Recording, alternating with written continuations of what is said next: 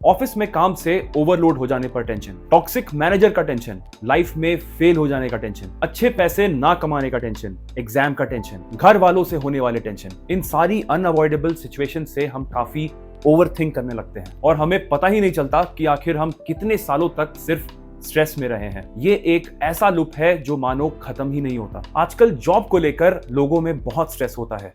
एक आर्टिकल के मुताबिक इंडिया में लगभग 62% लोग अपने काम से बर्नआउट फील करते हैं। अगर आप रोज स्ट्रेस लेते हो, छोटी छोटी बातों पर टेंशन लेते हो, रात को नींद पूरी नहीं होती, तो हो सकता है कि प्रॉब्लम सिर्फ दिमाग तक ही लिमिटेड नहीं है। साइंटिफिक रिसर्च के मुताबिक क्रॉनिक स्ट्रेस साइलेंटली आपके हार्ट को डैमेज कर सकता है और सबसे डेंजरस बात यह है कि आपको पता भी नहीं चलता। तो हार्ट अटैक सिर्फ कोलेस्ट्रॉल और ट्राइग्लिसरीड्स की वजह से ही नहीं होता, कभी कभी रीजन होता है लॉन्ग टर्म स्ट्रेस। चलिए समझते हैं कैसे। तो पहले जानते हैं कि स्ट्रेस आपके बॉडी में क्या करता है। जब आप स्ट्रेस लेते हो तो आपकी बॉडी फाइट और फ्लाइट मोड में चली जाती है। इस वक्त एड्रेनालिन रिलीज होता है, कॉर्टिसोल लेवल बढ़ता है, आपका हार्ट रेट फास्ट हो जाता है और ब्लड प्रेशर बढ़ जाता है। शॉर्ट टर्म स्ट्रेस नॉर्मल है, लेकिन अगर ये डेली रूटीन बन जाए तो फिर ये बहुत घातक हो सकता है। तो पहला रीजन है हाई ब्लड प्रेशर का रिस्क। तो कांस्टेंट स्ट्रेस ब्लड वेसल को टाइट रखता है, इससे ब्लड प्रेशर क्रॉनिकली हाई रह सकता है। हाई ब्लड प्रेशर डायरेक्टली आपके हार्ट पर एक्स्ट्रा प्रेशर डालता है, आर्टरीज को डैमेज करता है और स्ट्रोक का रिस्क बढ़ा देता है। ये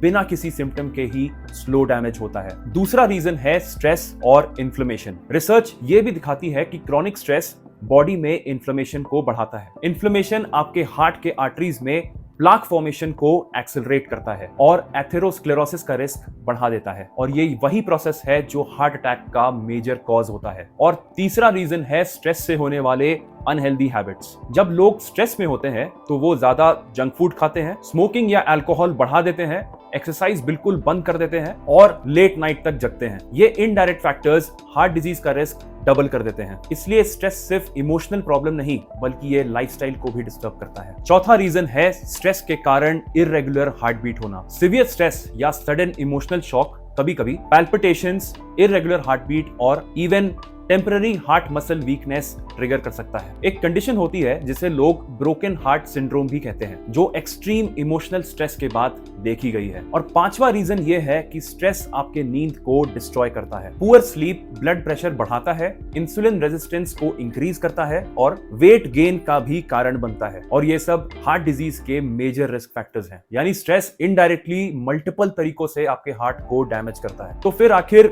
करना क्या चाहिए? इसका प्रैक्टिकल सोल्यूशन क्या हो सकता है? अच्छी बात यह है कि स्ट्रेस मैनेजेबल है। रिसर्च ये बताता है कि 30 मिनट्स हफ्ते में 5 दिन brisk walking, deep breathing exercises, 7 से 8 घंटे की नींद, मेडिटेशन और सोशल कनेक्शन, ये सब आपके कॉर्टिसोल लेवल को कम करने में मदद करते हैं। अगर काम का प्रेशर बहुत ज्यादा है तो या तो आप उसे कैसे कंट्रोल किया जाए उसका सोल्यूशन ढूंढिए, या फिर अगर कोई रास्ता ना दिखाई दे तो ऐसे जॉब को ज्वाइन करने का ट्राई कीजिए जिससे आपको खुशी मिलती हो और ना ही आपको बार बार स्ट्रेस होता हो। 10 पैसे कम कमाने में कोई बुराई नहीं है अगर आपके बेसिक और थोड़े बहुत लग्जरी नीड्स पूरे हो जा रहे हैं। सोसाइटी क्या बोलेगी अगर इसी स्ट्रेस में रहोगे तो इससे कभी नहीं निकल पाओगे। सिर्फ 6 से 8 हफ्तों में स्ट्रेस रिडक्शन टेक्निक से आपका ब्लड प्रेशर इंप्रूव होता है, हार्ट रेट स्टेबलाइज होता है और ओवरऑल हार्ट रिस्क कम हो जाता है। अगर आप सिर्फ कोलेस्ट्रॉल और ट्राइग्लिसरीड्स ही कंट्रोल कर रहे हो और अपने स्ट्रेस पर ध्यान ही नहीं दे रहे तो पिक्चर इनकम्प्लीट है बॉस। याद रखिए, हार्ट डिजीज का रिस्क सिर्फ आपके प्लेट से ही नहीं